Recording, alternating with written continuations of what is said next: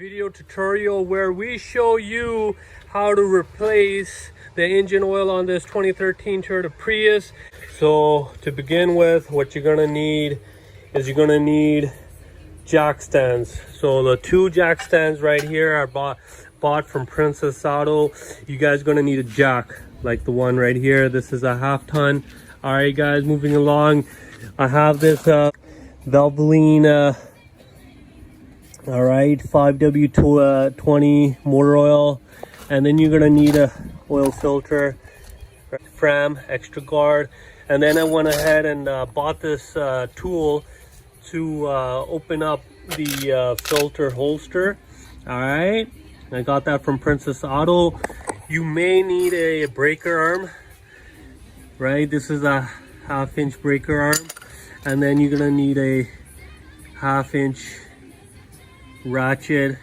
Mine is extra long, so this is something that I put behind the wheel so that when I'm jacking up the car it doesn't move slightly. An oil catch pan. So what my niece is doing right here is she's just putting the block behind the wheel, so when we jack it up and we put it on jack stands, the car doesn't move. What we're doing now is taking the jacks and putting it behind the driver's side wheel. So my niece is just gonna help me bring the jack there. If we didn't put that black rubber block behind the tire, what would have happened? Right, so as you can see guys, we have the jack in position behind the driver's side wheel, and the plastic block that we have behind the wheel helps prevent the vehicle from moving on the driveway. So that's why we use that, and that's just for safety. And for another safety measure, what we're gonna have is my niece here is gonna take the jack stand one by one and position it accordingly. So Ravine, you can just leave it behind the jack and then I'll position it for you. Right here, I have the jack stand, all right, and I'm gonna position it right behind.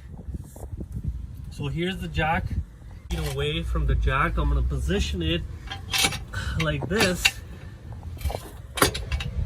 like so. This is a 2-ton stand. All right, we're doing this is for extra safety. And then what we're gonna do is gonna remove the jack right off of this side so that we can jack up the other side accordingly, and then we can have the car lift up evenly so that we can go underneath the car freely. All right.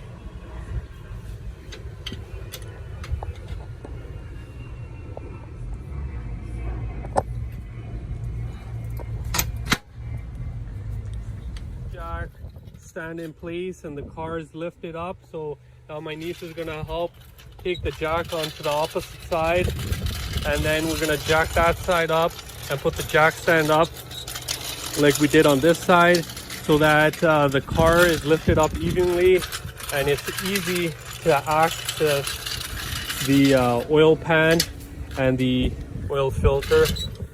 So she's brought the jack here. I'm gonna go ahead and position it. As you can see, we have the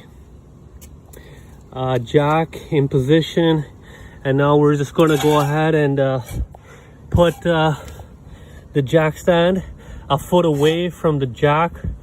That's perfect, right around, yeah, somewhere around here. All right guys, so I removed this oil drain plug with a 14mm socket and a 1/2 inch ratchet. So I'm just allowing the oil from the oil. The catch pan has catched all the oil, and now we're gonna take this drain plug and then put it back where it was. And what you want to do is you're gonna just hand tighten it first before you go ahead and use your 14mm socket and tighten it and torque it. All right, guys. So when I'm talking about torque, all you want to do is you want to make sure that the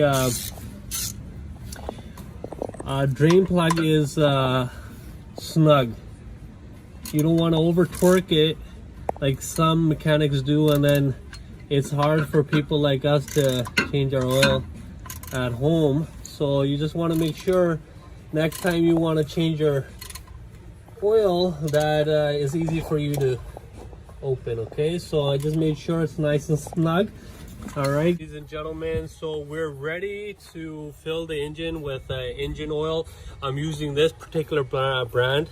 As you can see, it's a synthetic blend I'm using, and it calls for 4.5 liters. This jug has 5 liters, so that's good enough. And you want to use a funnel like this one.